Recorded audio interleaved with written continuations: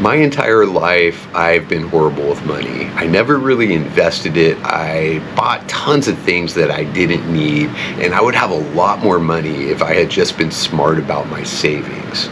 Today, I want to talk about how I was still able to retire at 49 and why I decided to sell everything in the US so I can move to Thailand.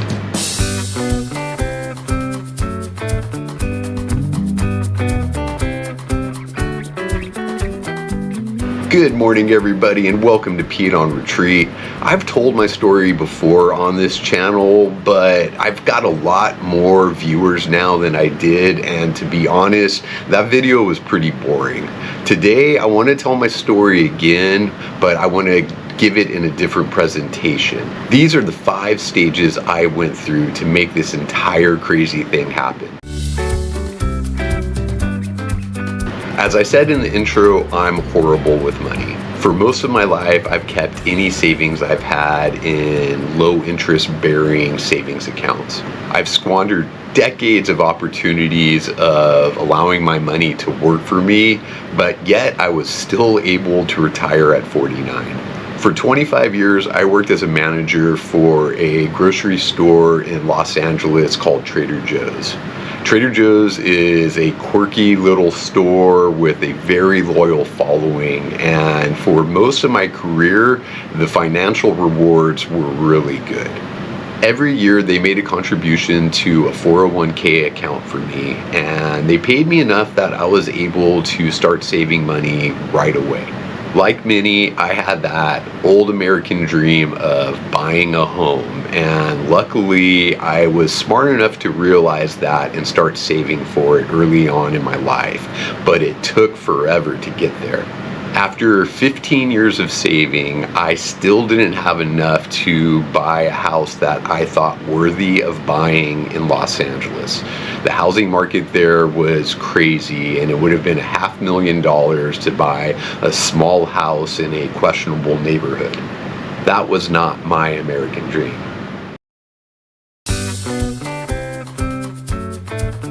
In 2014, I moved to Austin, Texas. Now, I made that move from California for many reasons, but it boils down to 2 big ones. First, Trader Joe's made me a great offer. They had just recently expanded into Texas and were looking to grow the company. They offered to give me a great moving package and a nice little bonus if I was willing to open up a new store in Austin, Texas. The second thing is that moving to Texas would give me access to a much more affordable housing market than I had in LA. I was also feeling pretty stagnant in California, so I jumped at the opportunity. I had no idea the impact that this decision would have on my life.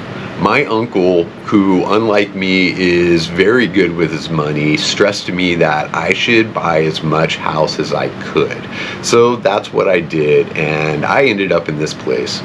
Yeah, this is way too much house for a single guy, but I fell in love with it as soon as I walked in. It was in a fantastic neighborhood, and it was following my uncle's advice. Put my money in my house.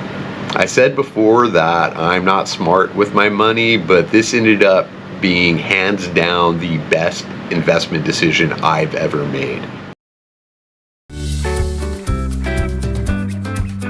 Austin was great in many ways, but one thing was definitely missing in my life, and that was travel. You see, back in California, I was really fortunate to have a close group of friends that were also great traveling buddies. In a few short years, the 4 of us had gone to Puerto Rico, Costa Rica, Jamaica, Hawaii, Germany, and Italy. After moving to Texas, I just didn't prioritize traveling like I did before. I took several periodic trips to California and Colorado to see some friends and family, sometimes to go to a music festival or catch a big concert, but I wasn't traveling abroad anymore. Work was also starting to get me down. Even though I worked with great teams in the 3 different stores I worked in Austin, I was just finding myself less and less happy. The company was increasingly going in directions that I didn't personally support, and the constant effort needed to be a manager at Trader Joe's was wearing on me. There's a lot more to my Trader Joe's story, and I'm going to do a members only video about that in the near future. I realized one thing that I really missed was the adventures that I was going on with my friends back in California. So I booked a trip to Peru to go to Machu Picchu in 2020. 2020, who could forget that year? Yeah, my trip got canceled when the pandemic started.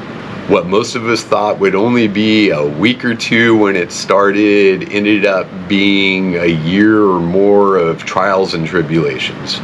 I'm very happy and I'm fortunate for everything that Trader Joe's has been able to provide me in my life and during my career, but running a grocery store through the pandemic was one of the biggest draining events I've ever had in my life. It took me a while to realize how much that experience had really brought me down, and I was already somewhat in a low point going into it all. I had this big house and a great paying job, but I felt trapped by both of them. I was living in the rat race, stuck in this illusional maze with no way out. At least that's what it felt like.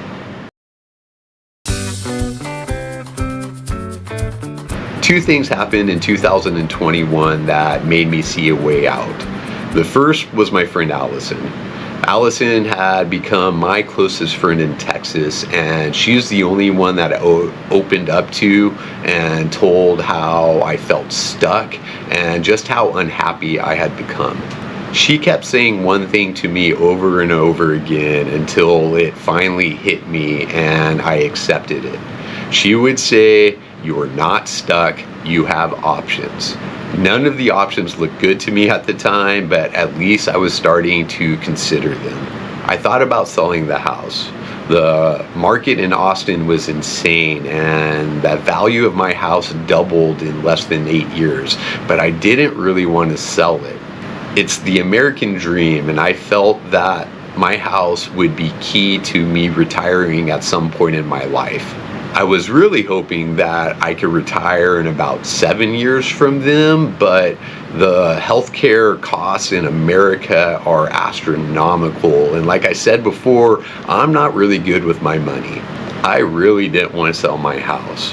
I thought about stepping away from management and the things that I could do to keep my house. I also started looking at traveling again.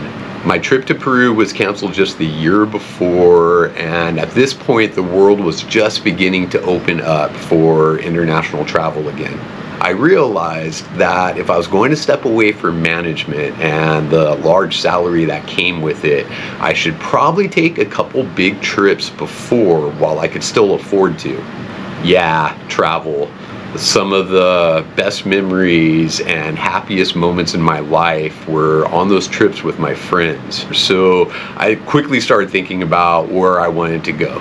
I love history and I love ruins, so Angkor Wat in Cambodia was one of the first places I looked into. Well, one thing led into another, and the next thing I knew, I was looking into the cost of living abroad. Yeah, I was starting to go down a rabbit hole. Central America, Europe, and of course Southeast Asia. I started looking more and more into it and researching individual countries. Then I started looking more closely at my home again. The value had doubled and I had built 8 years of equity paying off my mortgage. I looked at my 401k. It was in great shape before the pandemic, and I was confident that it would recover and grow well on its own over the next 10 years, even if I stopped contributing to it. I began crunching numbers, and I realized there was enough equity in my home alone to cover my life for the next 10 years until my 401k kicked in, if I moved out of the country. I was 48 at the time. It took less than a month of thinking about it until I decided to go for it. I refer to it as the brain worm.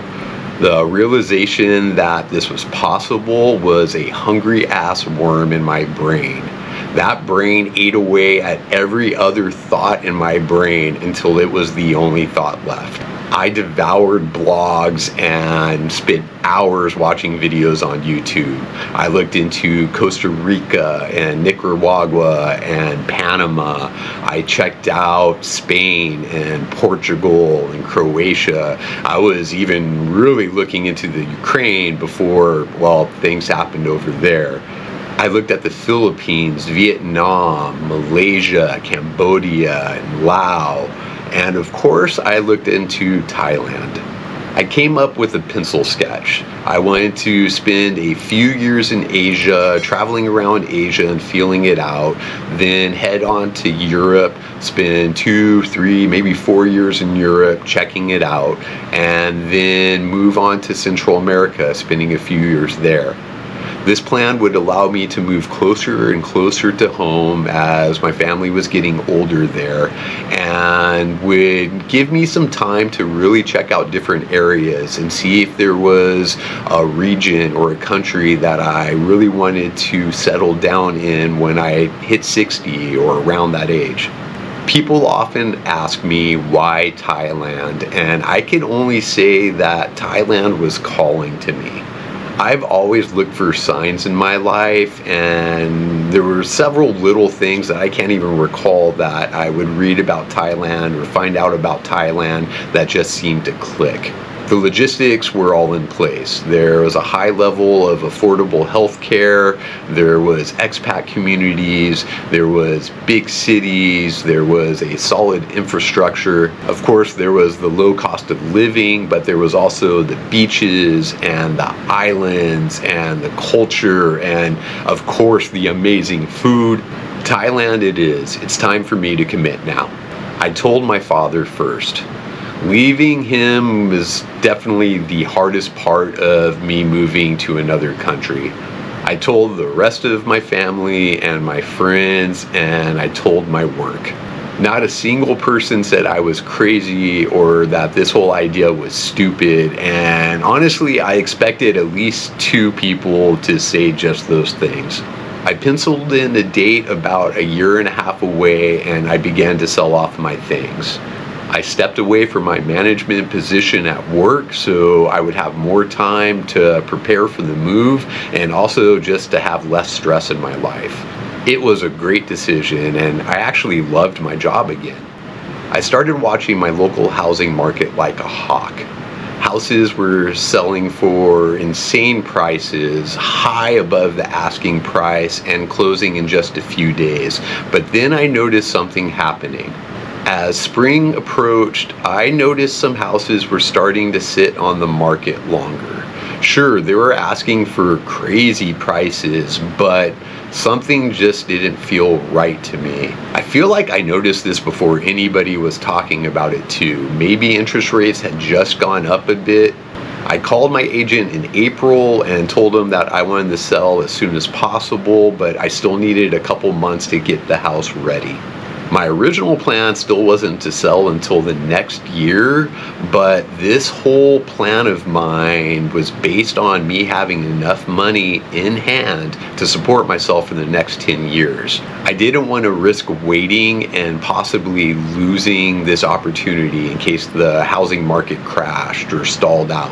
And that's what it did. It stalled out. I got my house listed in July and it closed within 10 days, but I only had one offer on it.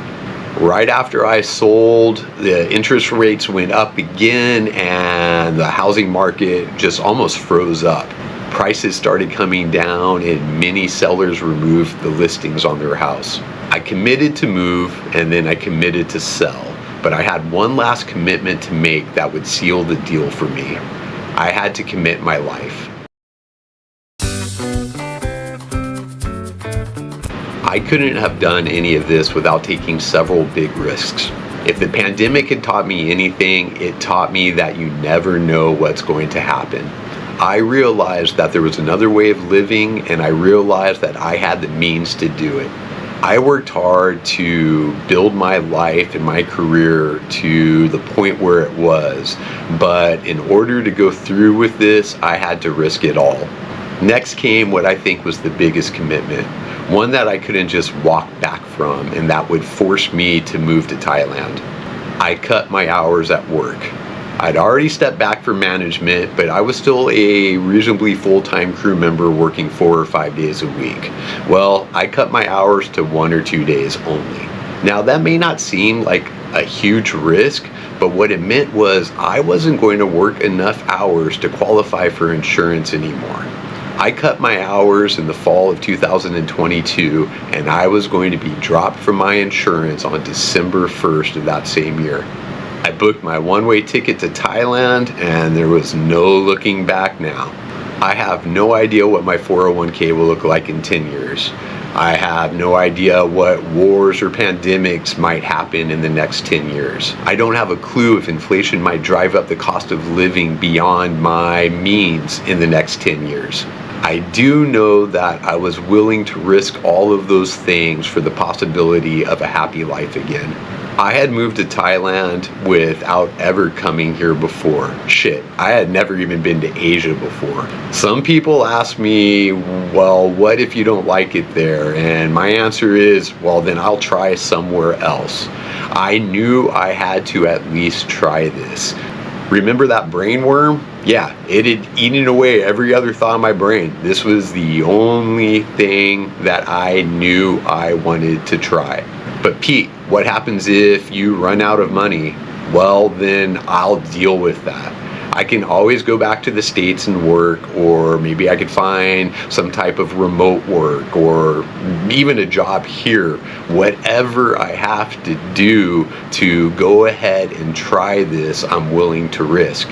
Should you sell everything you have to move to Thailand or to some other country? I have no idea, and you definitely shouldn't be listening to any YouTuber or other random person on the internet.